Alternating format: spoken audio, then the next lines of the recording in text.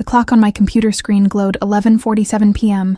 when Alexander Grayson's voice cut through the silence of the empty floor. "Miss Miller, I need the Volkov contracts revised before morning." My fingers ached from 8 hours of typing. The muscles in my lower back had long since progressed from discomfort to a dull, persistent throb that radiated down to my ankles.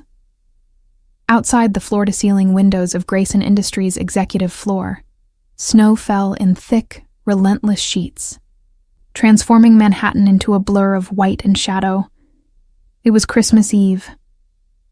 I'd watched the last of the staff leave 3 hours ago, their cheerful Merry Christmas echoing down the marble hallways as they rushed toward families, parties, warmth. I'd smiled and waved, my fingers already reaching for the next file Alexander had marked urgent, trying not to think about the studio apartment waiting for me. Empty. Cold. Just me and the Chinese takeout menu I kept pinned to my fridge. "Of course, Mr. Grayson," I said, my voice steady despite the exhaustion weighing on every syllable. 22 months as Alexander Grayson's personal secretary had taught me many things. The most important, never show weakness, never complain, never give him a reason to notice that underneath the efficient exterior, I was just a 22-year-old girl who sometimes cried in the bathroom and ate lunch alone at her desk. I pulled up the contracts, my eyes burning as I scanned the dense legal language. Alexander didn't celebrate Christmas. Didn't celebrate anything, really. Thanksgiving had passed with him in the office until midnight. New Year's would be the same. To him, holidays were inconveniences, disruptions to the steady rhythm of business and power that defined his existence. The scent of his cologne drifted from his office, something expensive with notes of cedar and smoke. I'd learned to recognize it, the way it announced his presence before he spoke. Learned to brace myself for the impact of his attention, brief and burning as a match strike. Through his open door, I could see him at his desk, jacket discarded, shirt sleeves rolled to reveal forearms corded with muscle. His dark hair, usually perfectly styled, had been pushed back by impatient fingers throughout the day, giving him a disheveled look that made him seem almost human. Almost. Alexander Grayson was 34, though sometimes his eyes looked centuries old. Founder and CEO of Grayson Industries, his legitimate empire included real estate, shipping, and technology investments worth billions. But I wasn't naive. I'd worked for him long enough to recognize the meetings that didn't appear on any calendar, the phone calls taken in Italian with the door firmly closed, the men who visited wearing expensive suits that couldn't quite hide the violence in their eyes. My boss was a mob boss, and I was complicit in whatever darkness he orchestrated, filing his papers and scheduling his meetings and pretending I didn't understand what "handle the situation" really meant. The contract swam before my eyes. I blinked hard, forcing focus. Section 3. 7 needed revision. The delivery terms were too vague, leaving room for interpretation that could cost millions, or lives. With Alexander, it was sometimes hard to tell which he valued more. "Miss Miller." His voice again, closer now. I looked up to find him standing at my desk, those storm-gray eyes studying me with an intensity that made my breath catch. "You look exhausted." "I'm fine, Mr. Grayson." The lie came easily. I'd been telling it for months. His jaw tightened, a muscle jumping beneath the dark stubble that shadowed his face. He never shaved on long work days, and something about that imperfection made him more dangerous, more real. "When did you last eat?" I tried to remember. Breakfast had been coffee. Lunch had been more coffee. "I'm not hungry." Liar. But there was no heat in the word, just a flat statement of fact. He moved to the window, hands shoved in his pockets, shoulders tight with tension he never fully released. "You should have left hours ago. It's Christmas Eve. You're still here. I don't have anywhere else to be." The admission was quiet, almost lost beneath the howl of wind against glass. But you must. Family waiting? Friends? My throat tightened. No, sir. No one waiting. He turned then, studying me with those eyes that saw too much. No one?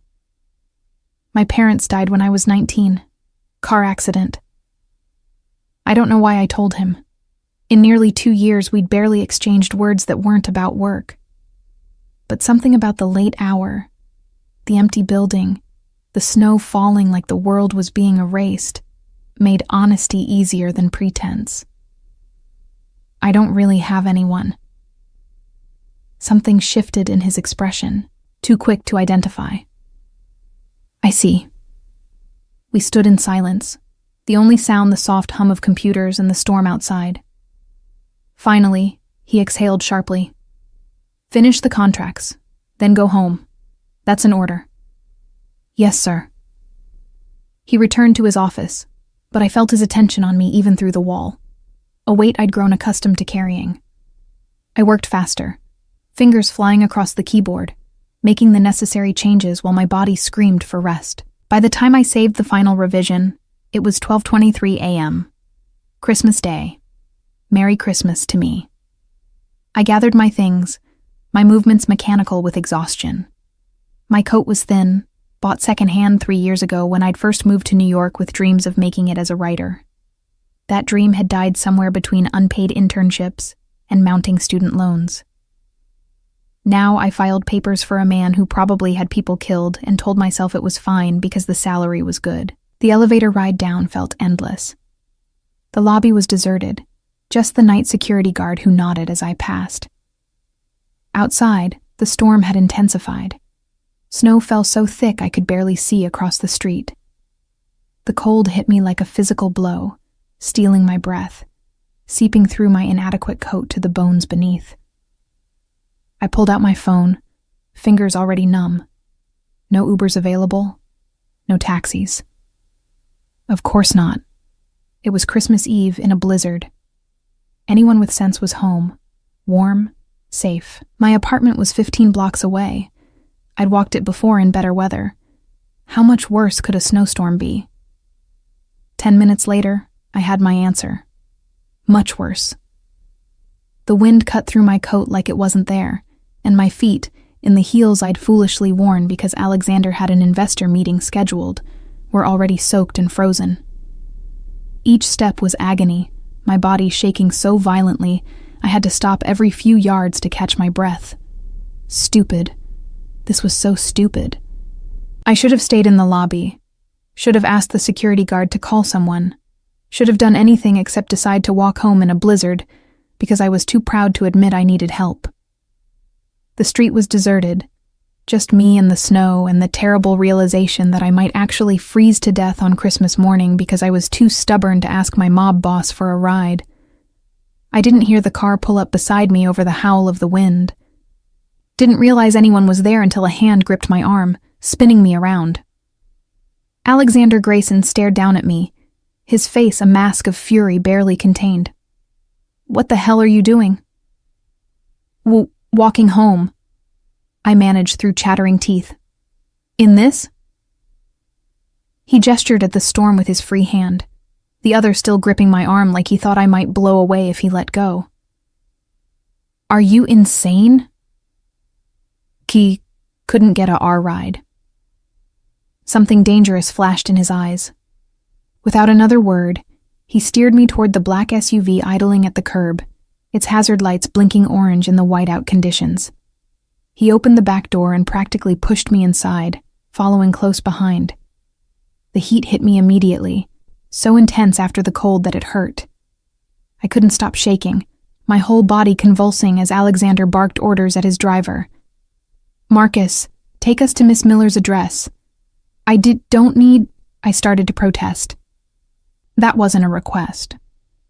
His voice was cold enough to match the storm outside. He shrugged out of his own coat, heavy wool and cashmere, and wrapped it around my shoulders. It smelled like him. Cedar and smoke and something uniquely Alexander. What's your address? I gave it, my voice small and defeated. The shaking wouldn't stop. If anything, it was getting worse as my body began to thaw in the car's warmth. Alexander watched me with an expression I couldn't decipher, his jaw tight, his hands clenched into fists on his thighs like he was physically restraining himself from something. Finally, he moved, pulling me against his side with one arm, the gesture stiff and awkward, like he'd forgotten how to offer comfort.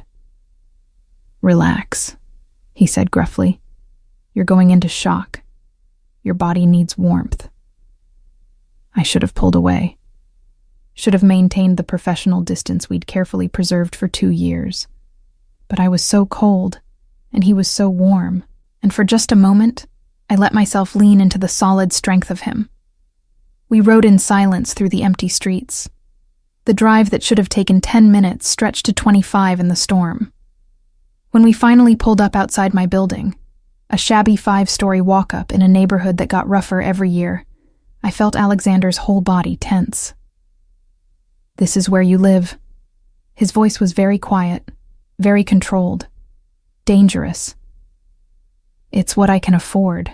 On the salary I pay you?" "Student loans, medical bills from my parents' accident."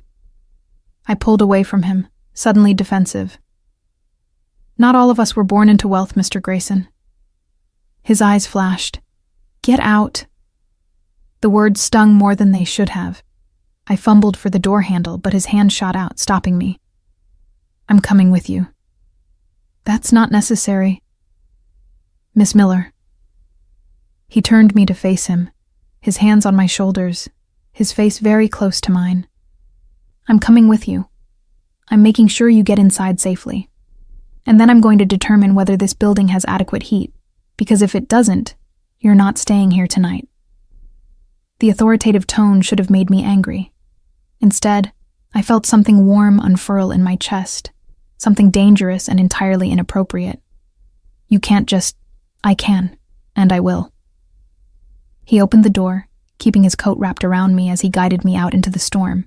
The building's entrance was unlocked, the security system broken 3 months ago and never repaired. We climbed 5 flights of stairs, my legs trembling with exhaustion and cold. Alexander stayed close behind me, his hand hovering near my back like he expected me to collapse. My studio apartment was exactly as I'd left it that morning. Small, clean, sparse. The few personal items I owned, books, a photo of my parents, a thrift store lamp, couldn't hide the fact that I was barely surviving, just treading water in a city that chewed up dreamers and spit out the bones. Alexander moved to the radiator, pressing his palm against it. His expression darkened. "It's barely warm." "The landlord says—" "I don't care what the landlord says." He pulled out his phone, scrolling through contacts with sharp, angry movements. "This is unacceptable." "Mr. Grayson, please." I was shaking again, but this time from something other than cold. From the mortification of him seeing how I lived. From the exhaustion of pretending to be okay when I was so very not okay. "It's fine. I'm fine. You can go now." He looked up from his phone, really looked at me, and I watched his anger shift into something else, something that made my breath catch and my heart stutter. "You're not fine," he said quietly, crossing to me in 3 long strides. His hand came up to my forehead, and I felt the heat of his palm against my frozen skin. "You're burning up." I blinked, suddenly aware of the fever I'd been ignoring for days, the ache in my bones that wasn't just from exhaustion, the way my thoughts felt fuzzy and distant. "I just need sleep." The room tilted suddenly, Alexander's face swimming in my vision. I felt his arms catch me before I hit the floor, felt him lift me like I weighed nothing, heard him cursing in Italian as he carried me to my narrow bed. "Foolish girl," he muttered, his accent thickening with emotion. "Why didn't you tell me you were sick?" "Couldn't miss work," I mumbled, consciousness slipping away like water through my fingers. "Too important." The last thing I heard before darkness claimed me was Alexander's voice, soft and terrible with something that might have been fear. You're the important one, Audrey. God help me. You're the only important one.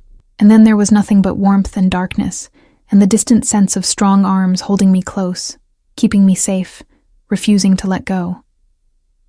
I woke to unfamiliar warmth and the scent of something cooking. For a moment, disoriented, I thought I was dreaming. Then reality crashed back. The storm, Alexander finding me, collapsing in my own apartment. I sat up too quickly, my head spinning, and realized I was no longer in my day-old work clothes. Someone had changed me into my own pajamas, soft cotton pants, and a worn NYU t-shirt. The mortification of that realization made heat flood my cheeks. "You're awake." Alexander's voice came from my tiny kitchenette. I turned to find him standing at my ancient stove, still in his dress shirt and trousers from yesterday, though the shirt was rumpled now, sleeves rolled up, top buttons undone. He looked exhausted. Dark circles under his eyes, stubble shadowing his jaw. He looked human in a way I'd never seen before. "What time is it?" My voice came out rough, throat raw. 2 in the afternoon, Christmas Day. He brought me a glass of water, sitting on the edge of my bed with careful distance between us. "Drink." I obeyed, the cool liquid soothing my parched throat. "You stayed?" "Your fever spiked to 103 around 3 this morning. I wasn't leaving you alone." He said it matter-of-factly, like spending Christmas Eve caring for his sick secretary was perfectly normal behavior. "I called a doctor I trust. He came, examined you, left antibiotics and fever reducers. You have pneumonia, Miss Miller. Early stages, but it could have been serious if left untreated." Pneumonia. The word settled over me with dull recognition.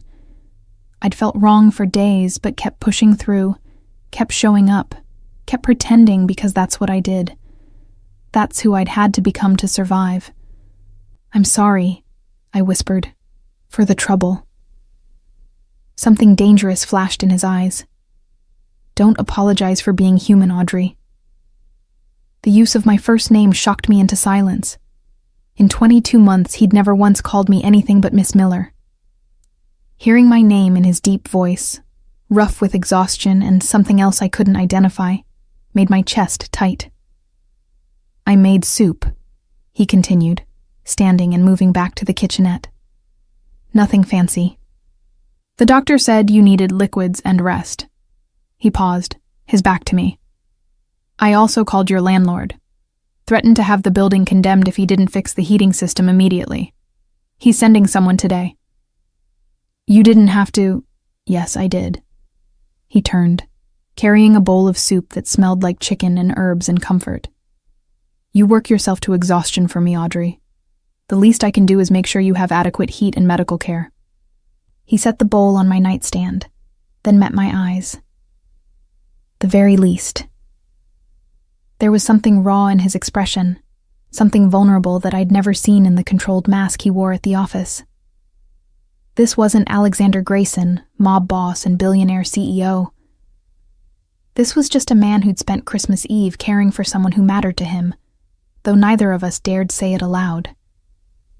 "Thank you," I said softly, "for staying, for the doctor, for everything." He nodded once, sharp and dismissive, uncomfortable with gratitude. "Eat, then more medicine. The doctor said you need to rest for at least 3 days before even thinking about returning to work." "But the Volkov contracts can wait." His voice was firm. "Nothing is worth your health, Audrey. Nothing." I ate the soup slowly, hyper-aware of him moving around my tiny apartment, tidying things that didn't need tidying, his presence too large for the small space. When I finished, he handed me pills and more water, watching to make sure I swallowed them. "Sleep," he ordered. "I'll be here." "You can't stay here all day. It's Christmas. You must have somewhere." "I told you last night. I don't have anywhere else to be." The admission was quiet, almost lost beneath the sound of my ancient radiator clanking to life, The landlord had actually sent someone. My family is gone. My father died 5 years ago. My mother the year before that. I have business associates, not friends. So no, Audrey, I have nowhere else to be except here, making sure you're safe. The loneliness in his words mirrored my own so perfectly it hurt. We were the same, I realized.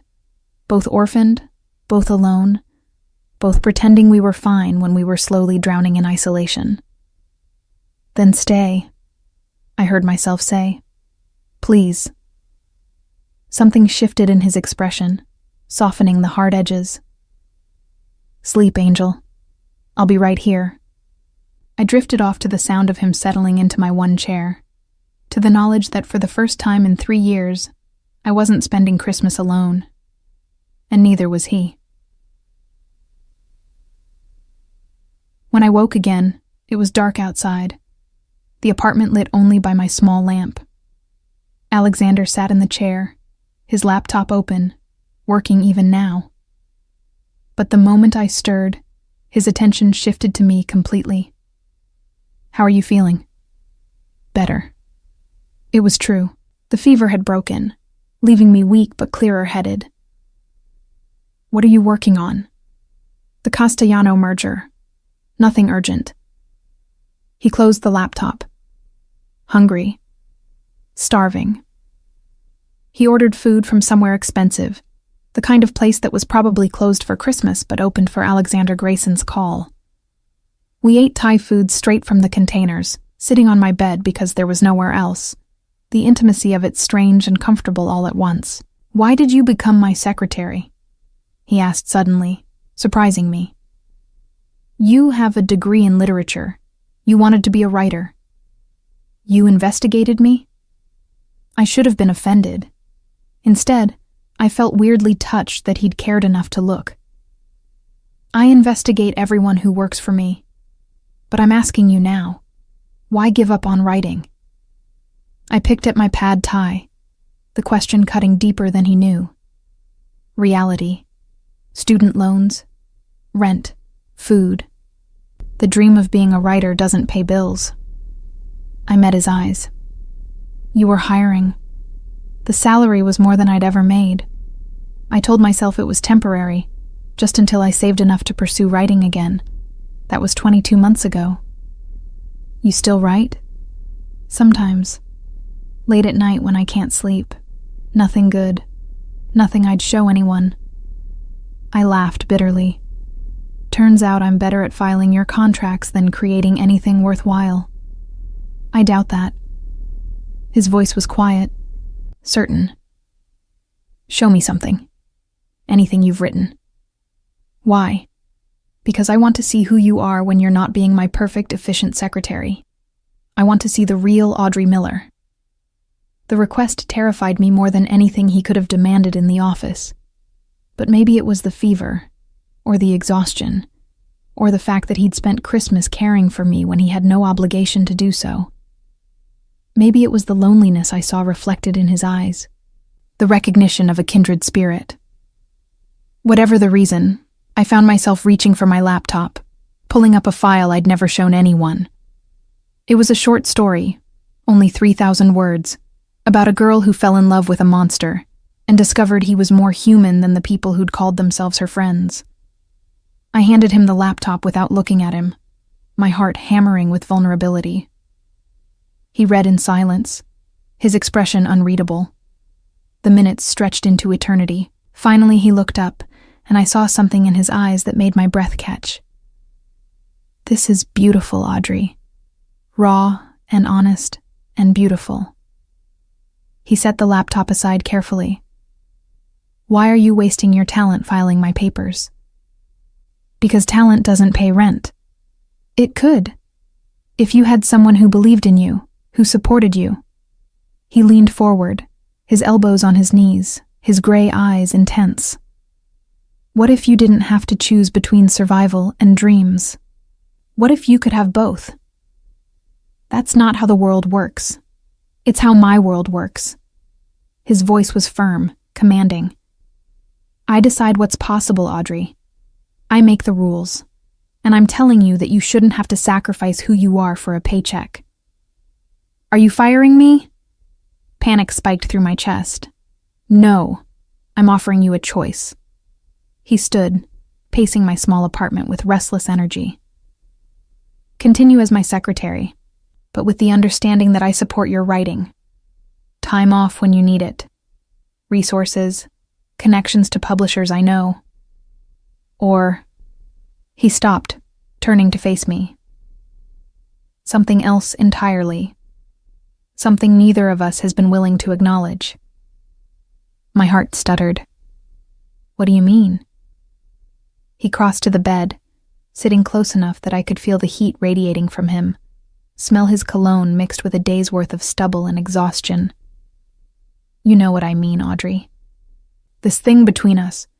This pull we've both been fighting since the day I hired you. There's nothing. I started to lie. Don't. His hand came up, tucking a strand of hair behind my ear with devastating gentleness. Don't lie to me. Not after I've seen you like this, vulnerable and real. Not after I've spent the night watching you sleep and realizing that somewhere along the way, you became the most important person in my world. Tears pricked my eyes. You're my boss. This is inappropriate. Dangerous. I'm a lot of things, Angel, but I've never claimed to be appropriate or safe. His thumb traced along my jawline, and I shivered for reasons that had nothing to do with fever. But I am careful with what belongs to me. And you belong to me now, whether we acknowledge it or not. The possessiveness in his words should have frightened me. Instead, I felt something warm unfurl in my chest, something that had been frozen for so long I'd forgotten it could thaw. I belong to myself, I whispered, but there was no conviction in it. Do you? His voice was low, intimate, dangerous. Then why does your heart race when I'm near? Why do you watch me through your office window when you think I'm not looking? Why did you push yourself to pneumonia rather than disappoint me? Because I'd fallen for him somewhere between filed contracts and late nights. Between stolen glances and the careful distance we maintained. Because he'd become the center of my world without either of us meaning for it to happen. This is a bad idea, I said, even as my hand came up to rest against his chest, feeling his heartbeat strong and steady beneath my palm. The best ideas usually are. He leaned closer, his forehead resting against mine. I'm not a good man, Audrey. I've done terrible things.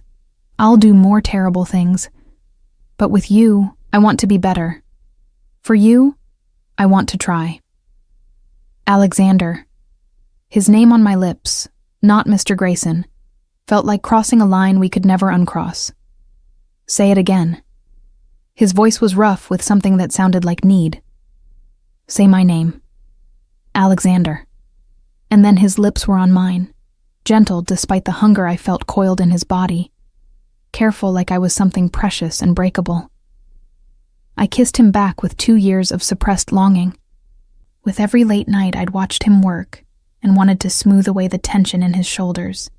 With every moment I'd pretended he was just my boss when he'd become so much more. When we finally broke apart, both breathing hard, he rested his forehead against mine again. Mine, he breathed. Tell me you're mine, Audrey. This is insane. We work together. You're my boss. This could ruin everything. Or it could save us both. His hands framed my face with devastating tenderness. I haven't felt alive in years, Audrey. Not since my father died, and I inherited an empire built on blood and fear. But you make me feel human again. You make me want to be human again. I'm afraid, I admitted, of this, of you, of how much I already feel for you when I barely know you. Then let me fix that. Let me show you who I am beneath the power and the violence. Let me prove I can be the man you deserve. He pressed a kiss to my forehead, achingly gentle. Just give me a chance, Angel. That's all I'm asking. against every logical thought in my head, against every self-preservation instinct I possessed. I heard myself whisper, "Okay." His smile was slow and devastating and full of promises that terrified and thrilled me in equal measure. "Okay," he echoed. And as he pulled me carefully into his arms, mindful of my illness, holding me like I was the most valuable thing in his empire, I realized that everything had just changed. The careful distance we'd maintained had shattered, and there was no going back to what we were before. We'd crossed the line from boss and secretary into something infinitely more dangerous and necessary, and God help me, I didn't want to go back. 3 days later, I returned to work against the doctor's orders and Alexander's explicit instructions. I'd spent those days in my apartment with Alexander, checking in constantly. Texts, calls, surprise visits with food from restaurants I couldn't pronounce. Each interaction chipped away at the careful walls I'd built around my heart. But I couldn't hide forever, and I needed to prove that what happened Christmas Eve hadn't changed my ability to do my job. The moment I stepped off the elevator onto the executive floor, I felt the shift. Heads turned. Whispers followed me like shadows. I kept my gaze straight ahead, moving toward my desk outside Alexander's office with practiced efficiency. Well, look who finally decided to show up. The voice belonged to Jessica Chen, senior account manager and the closest thing to a mean girl I'd encountered in corporate America. She perched on the edge of my desk, her perfectly manicured nails tapping against the wood. "We heard you had quite the Christmas." I set down my bag, meeting her calculating gaze. "I was sick. Mr. Grayson was kind enough to ensure I received medical attention." "Is that what we're calling it?" Her smile was razor sharp. "Spending the night in your apartment? Very hands-on medical attention." My blood ran cold. "How did you?" "The driver talks. The doorman talks. Everyone talks, Audrey." She leaned closer, her voice dropping to a stage whisper that carried to the 3 other assistants, pretending not to listen. "You think you're special? You think you're the first secretary to catch Alexander Grayson's eye? Please, you're just the latest." The words hit like physical blows, but I forced my expression to remain neutral. "If you're finished, I have work to do." "Just friendly advice." She stood, smoothing her designer skirt. "Alexander Grayson doesn't do relationships. He does acquisitions, and when he's done with you, you'll be just another name on a very long list." She walked away, heels clicking against marble, leaving poison in her wake. I sank into my chair, hands trembling as I powered on my computer. Was she right? Was I just another conquest, a temporary distraction for a man who collected and discarded women like expensive watches? "Miss Miller." Alexander's voice made me look up. He stood in his doorway, impeccable in a navy suit, his gray eyes sharp as they took in my pale face. "My office. Now." I followed on unsteady legs, hyper-aware of the eyes tracking our movement. He closed the door behind us, the click of the lock seeming unnaturally loud. "You shouldn't be here." His voice was controlled, but I heard the anger beneath it. "The doctor said 5 days minimum. I'm fine. You're still recovering from pneumonia." He crossed to me in 3 long strides, his hand coming to my forehead in a gesture that was becoming familiar. "No fever, at least. But you're pale. Exhausted." I needed to work. I stepped back from his touch, needing distance to think. And apparently, I needed to face the gossip mill. His expression darkened. "What gossip?" "Everyone knows you spent Christmas at my apartment. They're talking about us." I wrapped my arms around myself. "Jessica Chen just informed me I'm your latest acquisition, implied there have been many before me." Something dangerous flashed in his eyes. "Jessica Chen is about to find herself reassigned to our Alaska office." "Don't." The word came out sharper than intended. "Don't punish people for talking. That'll just confirm everything they're saying." "They have no right." They have every right to talk about their boss sleeping with his secretary. I met his gaze steadily. That's what we are now, isn't it? Boss and secretary having an inappropriate relationship. He was silent for a long moment, his jaw tight. Then he moved to his desk, pressing a button on his phone. Marcus, clear my schedule for the next 2 hours. Sir, you have the Castellano meeting at... Reschedule it. He released the button, turning back to me. Sit down, Audrey. We're going to talk. Really talk. I sat, my heart hammering as he settled into the chair beside mine rather than behind his desk. The choice felt significant, a removal of barriers. Jessica was wrong about one thing. He said quietly, There's never been anyone before you. Not like this. But there have been others. It wasn't a question. Yes, brief, transactional, nothing that lasted past a few weeks. His eyes held mine. I learned early that relationships in my world are dangerous. People use intimacy as a weapon. They get close to gather intelligence, to find weaknesses, to manipulate. So I kept everyone at arm's length. No one close enough to hurt me. No one real enough to matter. Until me.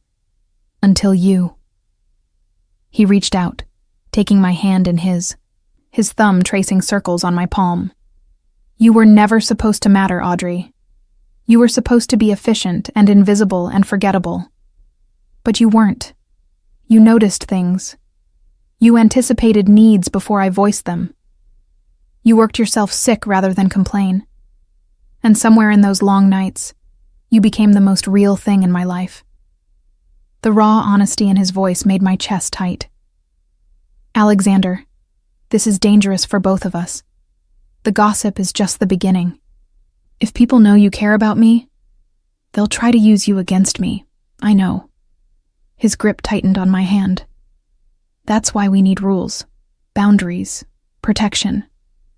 What kind of protection? He was quiet for a moment, his expression troubled. There's something I need to tell you. About my world. About what being with me really means. Dread pooled in my stomach. What is it? I told you my business has gray areas. That was a lie, or at least a severe understatement. He stood, pacing to the window, his shoulders tight. My father built an empire that spans both legitimate business and other operations. When he died, I inherited all of it. The good and the very, very bad. You're talking about the Mafia. I said what we'd both been dancing around. Yes. He turned to face me. I run the Grayson family. We control shipping, protection, certain political connections. I've tried to legitimize, to move away from my father's methods. But there are obligations, alliances, enemies who would love nothing more than to see me fall. And being with you puts a target on my back. Yes. The admission was stark, honest. Anyone I care about becomes a liability, a weakness to exploit. He crossed back to me, kneeling so we were eye level. That's why if we do this, if we continue this, it has to be with full understanding of the risks, and with precautions in place. What kind of precautions? Security, a driver, someone watching your apartment, moving you somewhere safer eventually. His hands found mine again. I know it sounds controlling, but it's necessary, Audrey. I can't protect you if I don't know where you are, who you're with, what threats might be emerging. It should have terrified me. Instead, I felt something else. The same thing I'd felt Christmas Eve when he'd stayed to care for me, when he'd threatened my landlord, when he'd called me angel like it was a prayer. This wasn't about control for its own sake. This was about a man terrified of losing something precious. What about your ex-girlfriend? I asked, remembering Jessica's insinuations. Is she a threat? His expression darkened. There's only one woman from my past who might cause problems. Vivienne Marchand. We were engaged 3 years ago. It ended badly. How badly? She wanted access to my business, not me, but what I represented. Power, money, connections. He exhaled sharply. When I realized she'd been feeding information to a rival family, I ended it. Publicly. Humiliatingly. She swore she'd make me regret it. And has she? Not yet. But Vivienne is patient. And vindictive. His eyes met mine. If she learns about you, she'll see you as a weapon to use against me. Then maybe we should stop this before it goes any further. The words hurt to say, but logic demanded them. Before I become another casualty in your war. No. The word was firm, absolute. He stood, pulling me to my feet and into his arms. I'm done pretending I don't want you. Done keeping you at arm's length because it's safer. Maybe I'm selfish. Maybe I'm damning us both. But I'm choosing you, Audrey. The question is whether you're brave enough to choose me back. I looked up at this complicated, dangerous man who'd somehow become essential to me, who made me feel seen and valued and protected in ways I'd never experienced, who was offering me honesty even when it was ugly, who was warning me of dangers while promising to shield me from them. I'm terrified, I admitted. Good. Fear keeps you smart. His hands framed my face. But don't let it keep you from living. From taking risks. From choosing something real over something safe. You're asking me to trust you with my life. I'm asking you to trust me with your heart. His voice dropped lower, and I'm promising to guard it with everything I have, everything I am. I rose on my toes, pressing my lips to his in answer. The kiss was different from Christmas Eve, less desperate, more certain, a claiming on both sides, an acknowledgement of what we were becoming. When we broke apart, his smile was slow and possessive. Mine, he breathed. Yours, I agreed, sealing my fate with that single word. A sharp knock on the door made us spring apart. Alexander's expression shifted instantly from tender to cold authority. Come in. Marcus, his head of security, entered. His face was grim. Sir, we have a situation. Vivienne Marchand is in the lobby. She's demanding to see you. Alexander's whole body went taut. How did she know I'd be here? Unknown, sir, but she's making a scene. Says she has information about the Volkov deal that you'll want to hear. I watched Alexander's expression shudder completely, becoming the ruthless businessman I recognized from board meetings. Have her escorted to conference room B. Tell her I'll see her in 10 minutes. He waited until Marcus left before turning to me. Stay here. Don't leave this office until I come back. Alexander, please, Audrey. His hand cupped my face one more time. Trust me to handle this, and whatever you hear, whatever anyone tells you, remember what I just said. You're mine. That's not changing. He left, and I was alone with my racing heart and the terrible certainty that this was just the beginning. The storm we'd weathered on Christmas Eve was nothing compared to what was coming, and I had no idea if we'd survive it. 20 minutes crawled by like hours. I tried to work, to focus on emails and spreadsheets, but my mind kept circling back to Alexander and Vivienne in that conference room. What was she telling him? What information did she have? And why did the thought of them alone together make my chest tight with something that felt dangerously like jealousy? When the office door finally opened, I looked up expecting Alexander. Instead, Vivienne Marchand glided in like she owned the place. She was stunning in the way only money and meticulous maintenance could achieve. Platinum blonde hair and a perfect chignon, a cream Chanel suit that probably cost more than 3 months of my salary, diamonds glittering at her throat and ears. She looked like she'd stepped from the pages of Vogue, all sharp edges and calculated perfection. So, you're the little secretary everyone's gossiping about. Her voice was cultured, dismissive, her blue eyes raking over me with undisguised contempt. How quaint. I stood, keeping my voice level. This is Mr. Grayson's private office. You shouldn't be here. And yet here I am. She moved closer, circling me like a predator assessing prey. Let me guess. You think you're special? You think Alexander actually cares about you?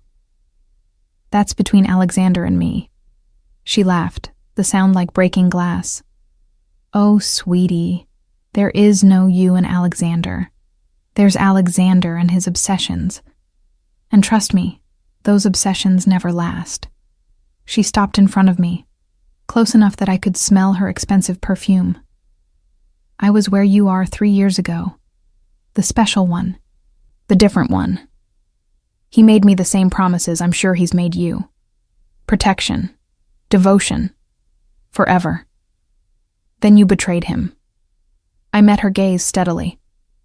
So clearly the situations aren't comparable. Her eyes flashed with anger. Is that what he told you? That I betrayed him? She shook her head, something almost like pity crossing her features. Alexander Grayson doesn't do relationships, little girl. He does acquisitions. And when you no longer serve a purpose, when you stop being shiny and new, he'll discard you just like he did me. Just like he's done to everyone who's ever gotten close. If you're finished, I'm not. She pulled out her phone, scrolling through photos before turning the screen toward me. Recognize her? I looked at the image. A beautiful brunette in Alexander's arms, both of them laughing at some charity gala. No. Miranda Castellano, 6 months before me. He promised her the world, then dumped her the moment a better strategic alliance presented itself. And her? Another photo, a redhead this time. Sophia Laurent, lasted 3 months, and her— Stop. I pushed the phone away, my stomach churning. Why are you showing me this? Because you deserve to know what you're getting into. Her voice softened, almost sounding genuine. I'm not the villain here, Audrey. I'm trying to save you from making my mistake, from believing that Alexander Grayson is capable of love when all he knows is possession and control. The door opened before I could respond. Alexander stood there, his expression absolutely glacial. Get out, Vivian. I was just having a chat with your new acquisition. She smiled sweetly, but there was venom beneath it. Making sure she understands the rules of your little game. Out, now, before I have security remove you forcibly. She brushed past him, pausing in the doorway. Oh, and Alexander? That information about the Volkov deal? It was a test, to see if you'd drop everything to see me. And you did.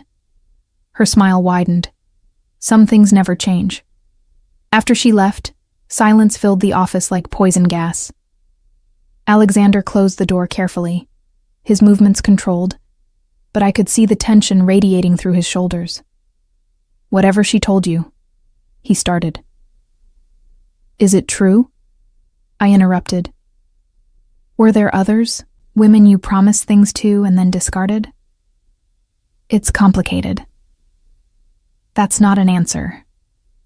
He exhaled sharply, running a hand through his hair. Yes, there were women before you. Some I dated briefly. Most were strategic, appearances at events, alliances with other families.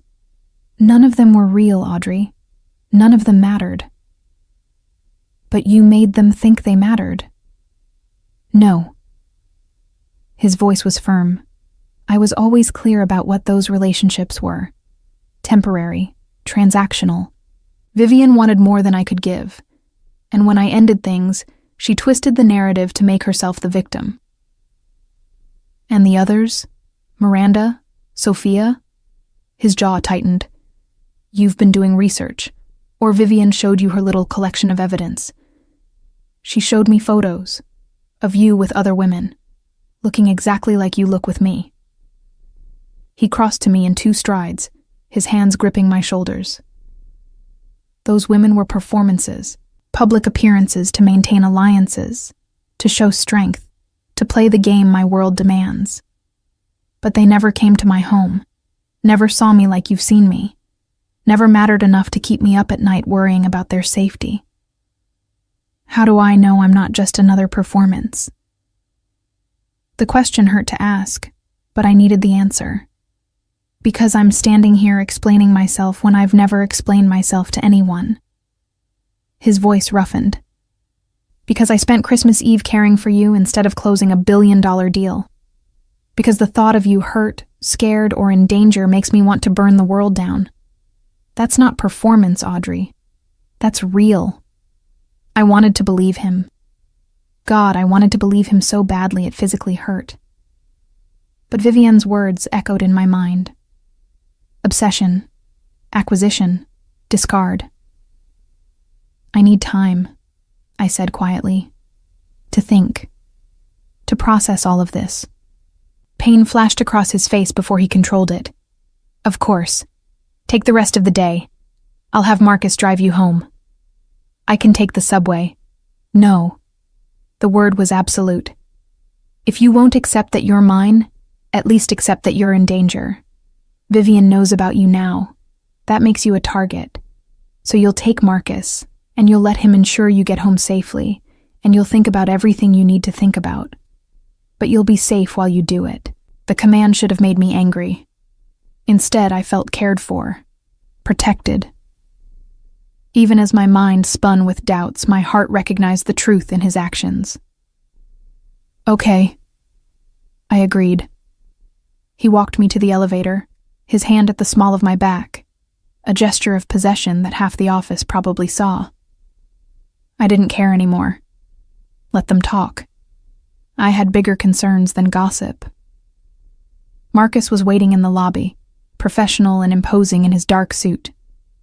The drive to my apartment was silent, but I felt his eyes checking the mirrors constantly, assessing threats I couldn't see. When we arrived, he walked me to my door. Miss Miller, Mr. Grayson asked me to give you this. He handed me a small gift box. And to tell you that whatever you decide, your safety is his priority. After he left, I opened the box with trembling fingers. Inside was a phone. New, expensive, already programmed with Alexander's number, and Marcus's. And a note in Alexander's bold handwriting. This phone is secure, untraceable. If you're ever in danger, use it. Day or night, I'll come for you. Not because you're mine, but because I'm yours. I sank onto my couch, the phone clutched in my hand, and let the tears finally fall. This was impossible, dangerous. Everything rational told me to run, to quit my job, to disappear before I got in too deep. But my heart, that traitorous organ, whispered something else entirely. That Alexander Grayson, with all his darkness and danger, was the first person who'd ever truly seen me. Who'd ever made me feel valuable for who I was, rather than what I could do. My regular phone buzzed with a text from an unknown number. Enjoy your little romance while it lasts. But remember what I showed you. Alexander Grayson destroys everything he touches. You'll be next. V. I stared at the message, fear and anger warring in my chest. Vivian was trying to manipulate me, to plant seeds of doubt. But what if she was right? What if I was just deluding myself, seeing love where there was only obsession? A knock at my door made me jump. I checked the peephole expecting Marcus. Instead, I saw a woman I didn't recognize. Mid-30s, professional but warm, with kind eyes and a gentle smile. Miss Miller, my name is Elena Rodriguez. I'm a friend of Alexander's. May I come in? Every instinct screamed not to open the door. But something about her felt genuine, unthreatening. I cracked the door, keeping the chain engaged. What do you want? To talk. About Alexander. About what being in his life really means. She held up her hands, showing they were empty. I'm not here to hurt you or manipulate you. I'm here because I know what you're going through, and I thought you might need someone who understands. Who are you really? I was married to Alexander's cousin, before he was killed 3 years ago in a territory dispute. Her eyes held genuine sorrow. I know this world, Audrey. I know the danger and the cost, but I also know that Alexander Grayson is not the monster people think he is, and I thought you deserved to hear that from someone who has no agenda except honesty. Against my better judgment, I opened the door. Elena entered, bringing with her a sense of calm I desperately needed. "Tell me everything," I said. "The truth, no matter how ugly." And she did. For the next 2 hours, Elena told me about the Grayson family, about Alexander's father, who'd been brutal and cold, who'd raised his son to value power over people, about how Alexander had tried to change things when he took over, to move the family toward legitimate business, to reduce the violence his father had embraced. "It's not perfect," she admitted. "Alexander still operates in gray areas, still makes hard choices, but he's not his father. He actually cares about the people in his life. He's just terrible at showing it in ways that don't look like control. Vivienne said he destroys everyone he touches. Vivienne betrayed him in the worst way possible. She sold information that got 3 of his men killed. When he found out, he could have killed her. Instead, he just exiled her from his world. She's been trying to hurt him ever since." Elena took my hand. "But here's what you need to understand about Alexander. When he loves someone, he's all in. Completely, obsessively, sometimes suffocatingly. It's not healthy by normal standards. But in his world, that kind of devotion is what keeps people alive. How do I know if he really loves me or if I'm just another acquisition?" She smiled sadly. "You don't. Not for certain. But I can tell you this. I've known Alexander for 15 years. I've never seen him look at anyone the way he looked at you when he called me this afternoon. Desperate for someone to help you understand. That's not obsession, Audrey.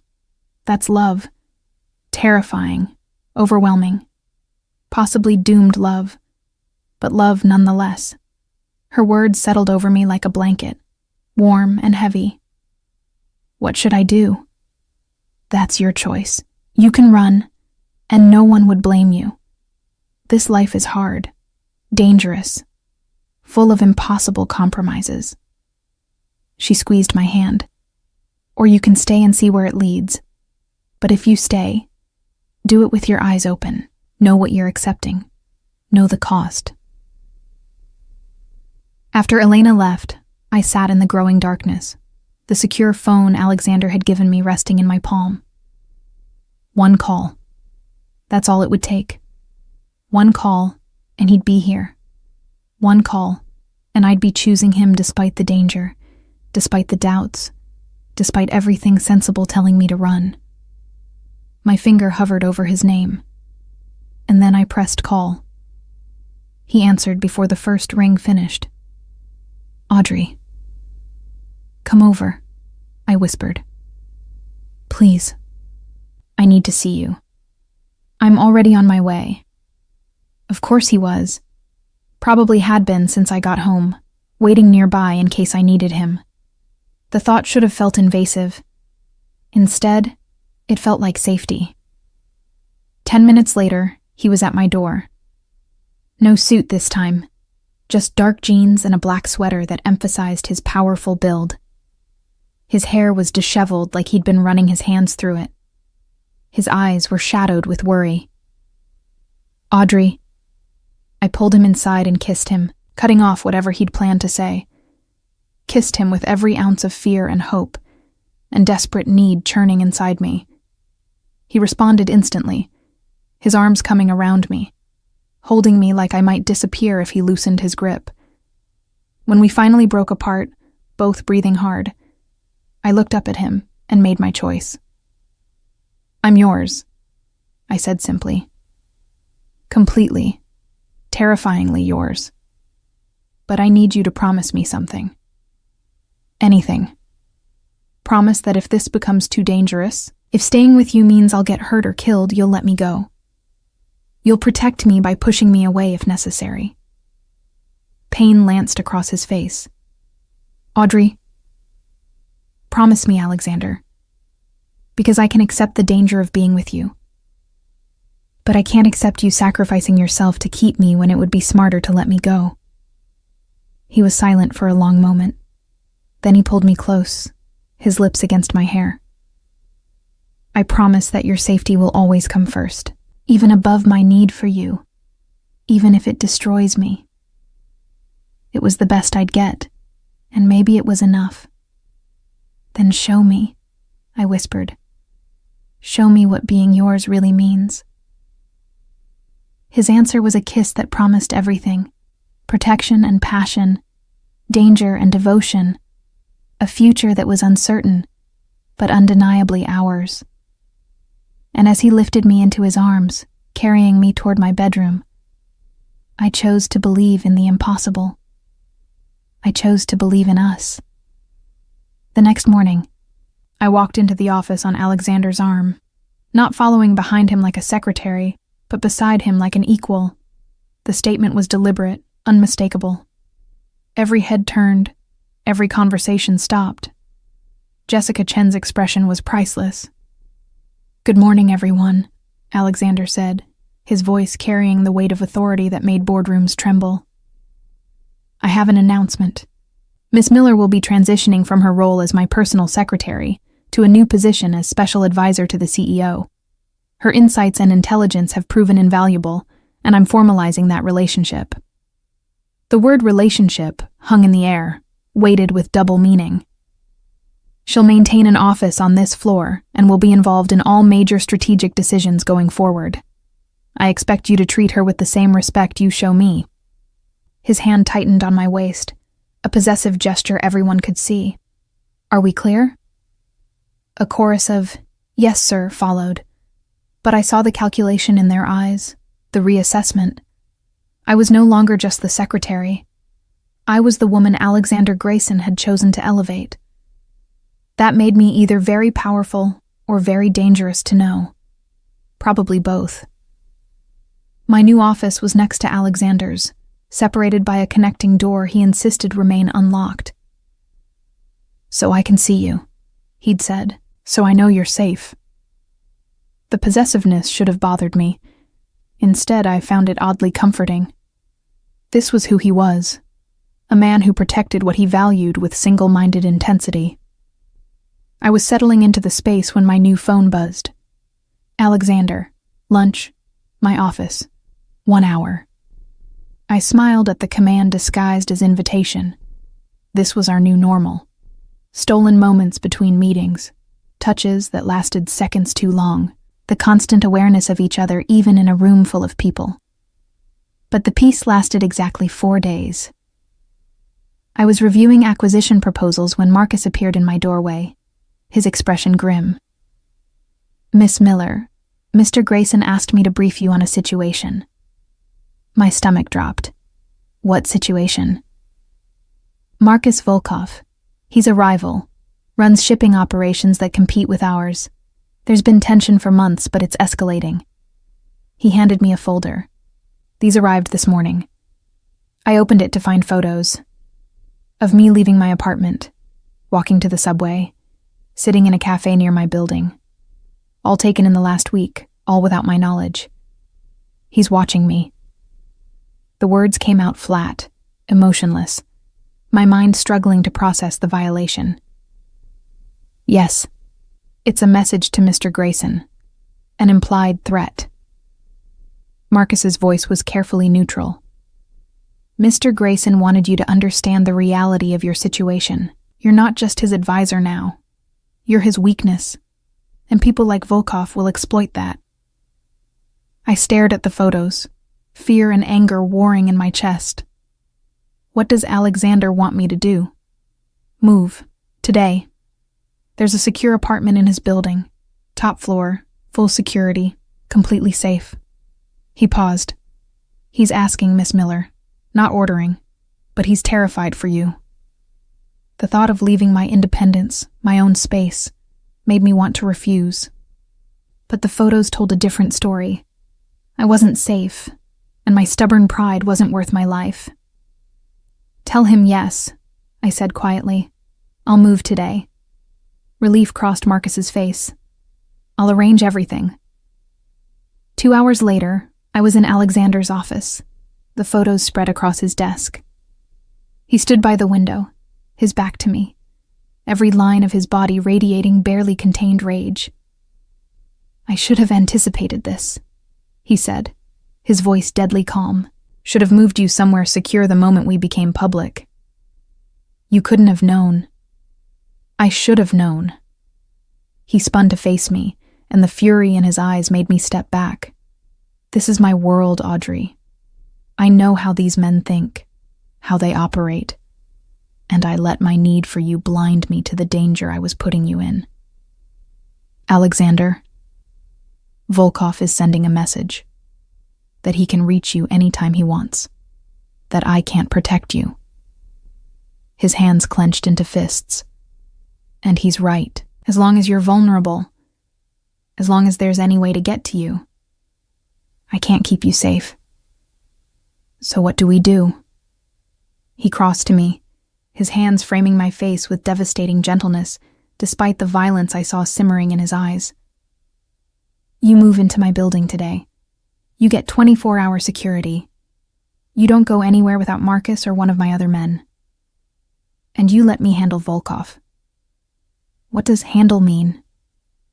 "Nothing you need to worry about." His voice was firm. "This is my world, Angel. Let me protect you the way I know how. By doing something illegal, violent." I searched his face.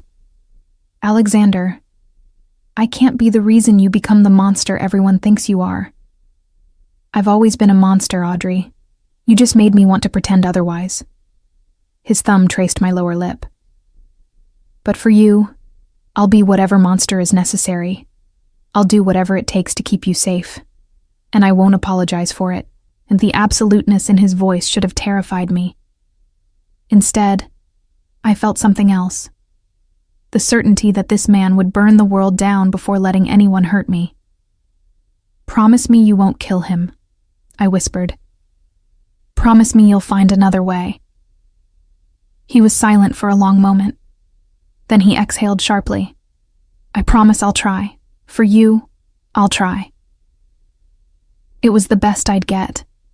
The penthouse apartment Alexander moved me into was breathtaking. Floor-to-ceiling windows overlooking the city, modern furniture in shades of cream and gray, a bedroom larger than my entire previous apartment. It was beautiful and sterile, and felt nothing like home. Until Alexander arrived that evening with dinner and his laptop, settling onto the couch like he planned to stay. "You don't have to babysit me," I said, even as I curled against his side, craving the solid warmth of him. "I'm not babysitting. I'm working from a more comfortable location." His arm came around me, pulling me closer. "And ensuring you eat something besides coffee and anxiety." I laughed despite everything. "Is that your professional medical opinion?" "It's my professional boyfriend opinion." He said it casually, but I felt him tense slightly, as if uncertain how I'd react to the label. "Boyfriend." I tested the word. "That seems too normal for what we are." "What are we then?" I looked up at him, at this complicated, dangerous man who'd somehow become essential to me. "Everything. You're everything, Alexander." His kiss was gentle, reverent, completely at odds with the violence I knew he was capable of. "Mine," he breathed against my lips. "Say it again." "Yours, always yours." We ate dinner curled together on the couch, talking about everything and nothing. He told me about his childhood, about a father who'd valued power over love, about learning to hide emotions because they were weaknesses to exploit. I told him about my parents, about the loneliness of being orphaned young, about dreams deferred in favor of survival. "You're going to write again," he said suddenly. "Your novel, I want you to finish it. I don't have time. Make time. That's an order from your boss. His smile was slight but genuine. I'm cutting your hours to 25 per week. The rest of the time, you write. And when it's finished, I'll ensure it gets published. You can't just... I can, and I will. His voice was firm. You're not sacrificing your dreams for me, Audrey. I won't allow it. The high-handedness should have annoyed me. Instead, I felt cherished. Protected not just physically, but in every way that mattered. Thank you, I whispered. That night, he stayed. Not in the guest room, but with me, holding me through the darkness, his presence a shield against every fear that tried to creep in. 3 days later, I was in my office when Jessica appeared, her expression strangely subdued. Audrey, can we talk? I looked up, surprised. About what? About me being a complete bitch to you. She closed the door, leaning against it. I owe you an apology. Several, actually. What brought this on? Alexander called me into his office this morning. Told me in very explicit terms that if I ever spoke to you with disrespect again, I'd be fired. Not reassigned. Fired. With a recommendation so scathing I'd never work in this city again. She exhaled sharply. But he also told me something else. That you'd asked him not to punish anyone for gossiping about you two. That you'd defended me when he wanted to destroy my career. I hadn't known Alexander had followed through on his threat. Or that he'd told Jessica about my intervention. I was jealous, she admitted. You came in as a secretary, and within 2 years, you had Alexander Grayson looking at you like you hung the moon. I've worked here for 5 years and he barely knows my name. Jessica, let me finish. She held up a hand. I was wrong. About you being just another acquisition. About him getting bored. I see how he looks at you, Audrey. Like you're the only real thing in his world. That's not something he's ever felt before, and I'm genuinely sorry for trying to poison that because I was envious. The apology caught me off guard. Thank you for saying that. Also, fair warning. Vivienne Marchand has been calling the office, trying to get meetings with various executives, asking questions about you. Her expression was serious. I think she's building a case for something. I don't know what, but it's not good. Fear prickled down my spine. Does Alexander know? I just came from his office. He knows. She paused at the door. Be careful, Audrey. Vivienne is vindictive and connected, and she hates Alexander enough to destroy anyone he cares about. After she left, I sat in silence, processing everything. This was my life now. Threats from rivals, warnings from former enemies turned allies, constant vigilance against dangers I barely understood. But when Alexander appeared in my doorway an hour later, his eyes finding mine across the room with that intense focus that made my heart race, I knew it was worth it. Every danger, every complication, every impossible choice. He was worth it. And I was finally brave enough to fight for what we were building. Together, we'd face whatever came next, even if it destroyed us both. The attack came on a Tuesday. I was leaving the office late, Marcus at my side as always, when the black van pulled up. 3 men emerged, moving with military precision. Marcus shoved me behind him, his hand going for the gun at his waist, but they were faster. The first shot took him in the shoulder. He went down hard, and then hands were on me, dragging me toward the van despite my screaming, despite my fighting, despite everything.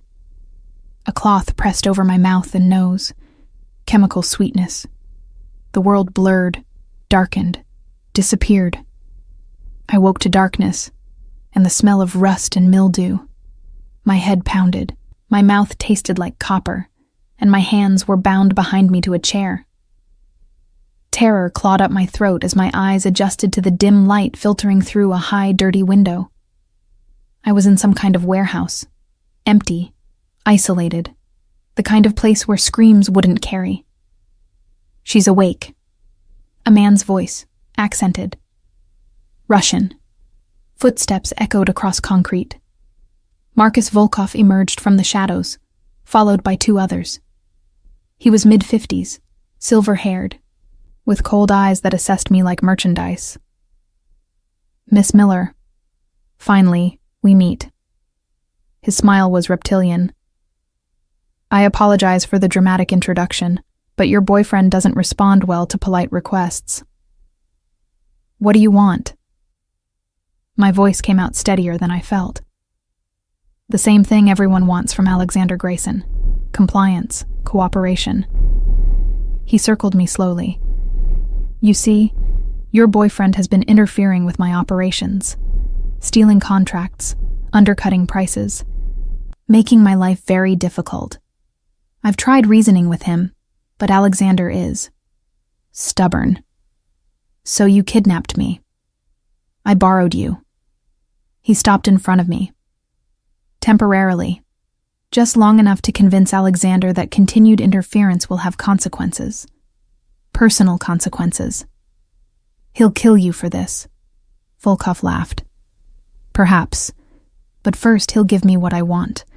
The shipping contracts in question. Control of the port operations. Several other concessions.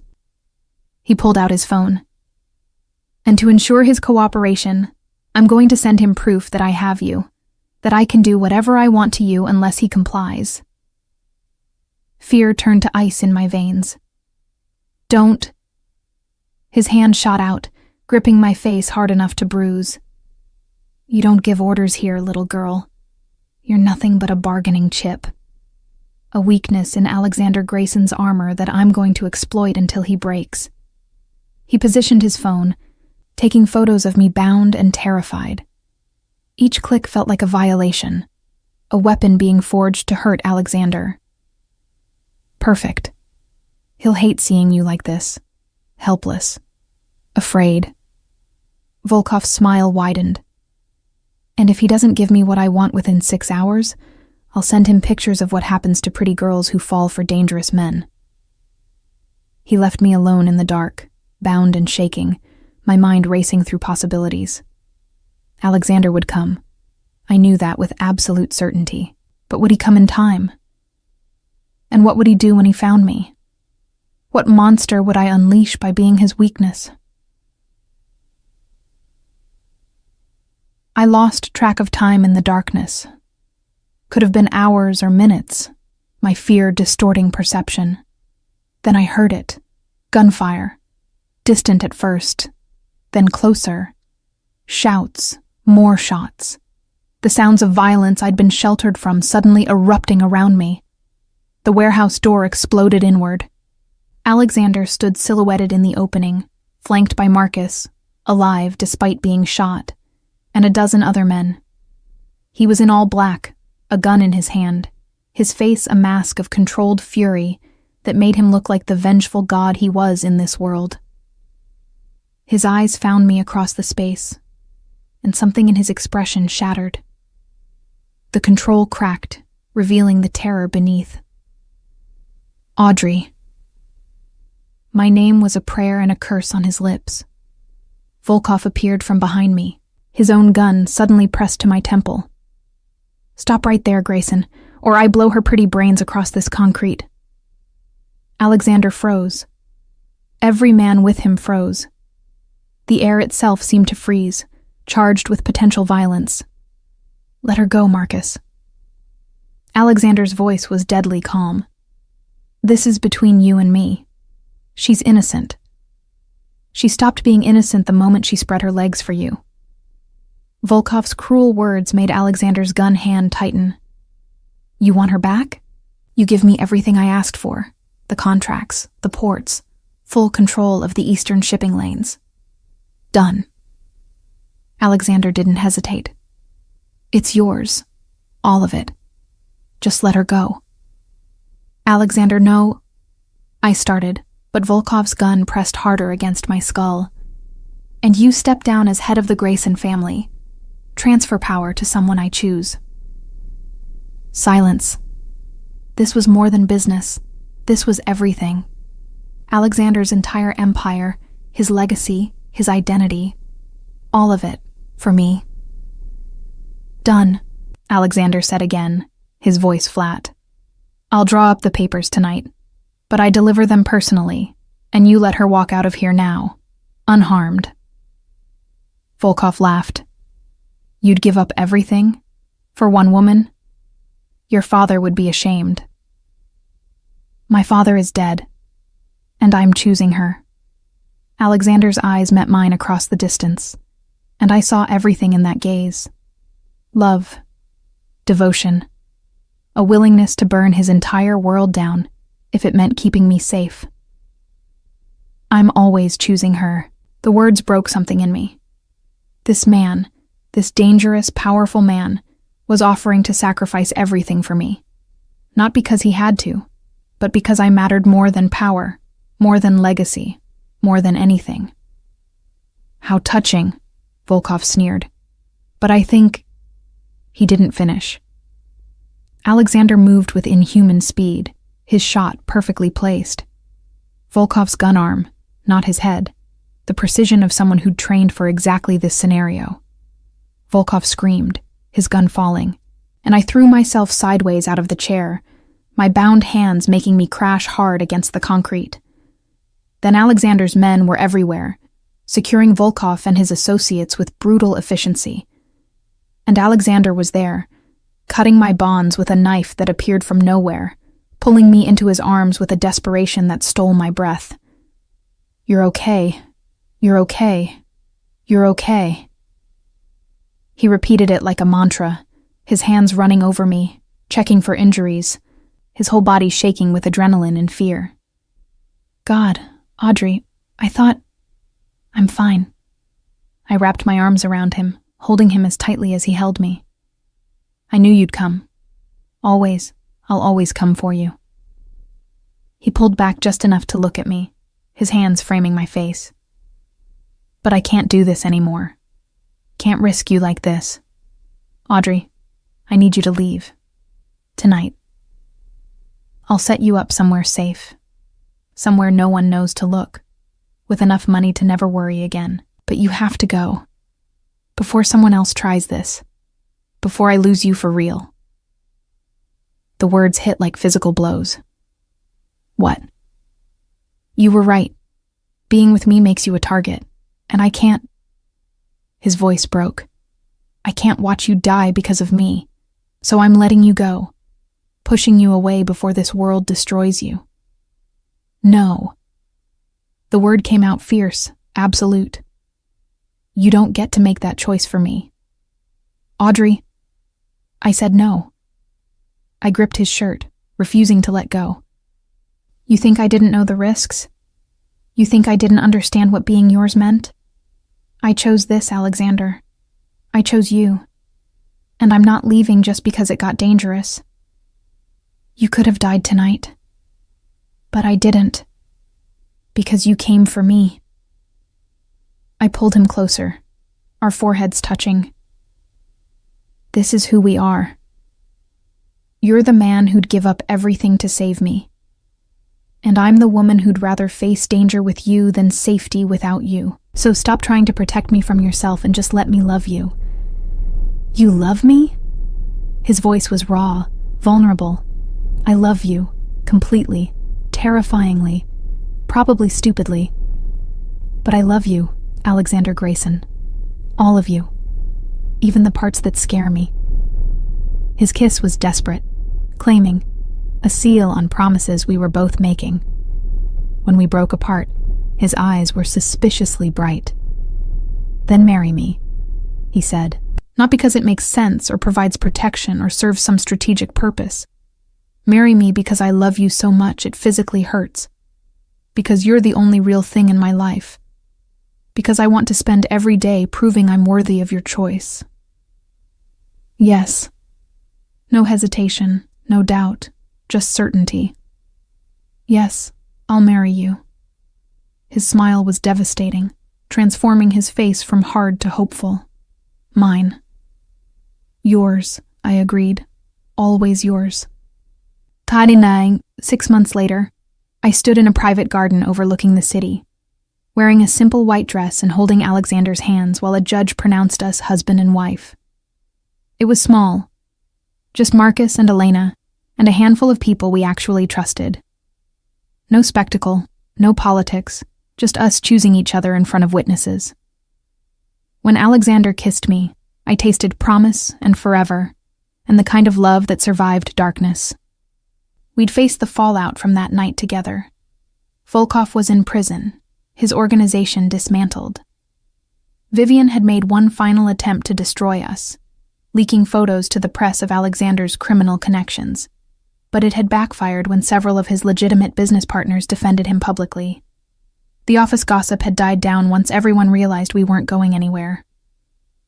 Jessica had become an unexpected ally, running interference when needed.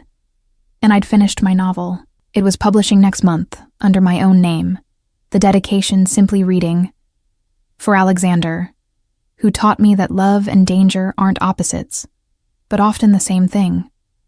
"What are you thinking about, Mrs. Grayson?"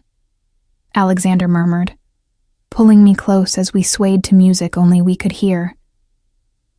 "That this is insane. That we barely survived the last 6 months. That being with you means living with danger and uncertainty and impossible choices." I looked up at him, this beautiful, dangerous man who'd claimed my heart so completely, and that I wouldn't change a single thing. Not even the kidnapping? Well, maybe that. I smiled. But everything else? No regrets. Good. Because I have plans for us, Angel. Big plans. His hand moved to rest on my stomach, where a secret neither of us had shared yet was just beginning to grow. Plans that involve a nursery, and a house outside the city with actual security, and a future where our children grow up knowing they're loved fiercely, even if their father is complicated. Tears pricked my eyes. "You know, I know everything about you, remember?" His smile was tender. "How long have you known?" 2 weeks. I was waiting for the right time to tell you." "And this wasn't the right time?" He gestured at our wedding. "This is perfect." I kissed him softly. "Everything about this is perfect." That night, in the penthouse we now shared, Alexander made love to me with a reverence that spoke of promises and futures and the kind of devotion that would weather any storm. "I love you," he whispered against my skin. "You and our child, my family, my everything." "I love you too," I breathed. "My monster, my protector, my home." And as we lay tangled together in the darkness, I thought about the girl who'd walked into a snowstorm 6 months ago, who'd been found shivering and sick by a man who'd claimed her as his own. That girl had been surviving. But this woman, this wife, this mother-to-be, this author, this partner to a powerful, dangerous, devoted man, was living. And that made every danger, every fear, every impossible choice worth it. Because love wasn't safe. Love wasn't simple. But with Alexander Grayson, love was real. And real was all I'd ever wanted.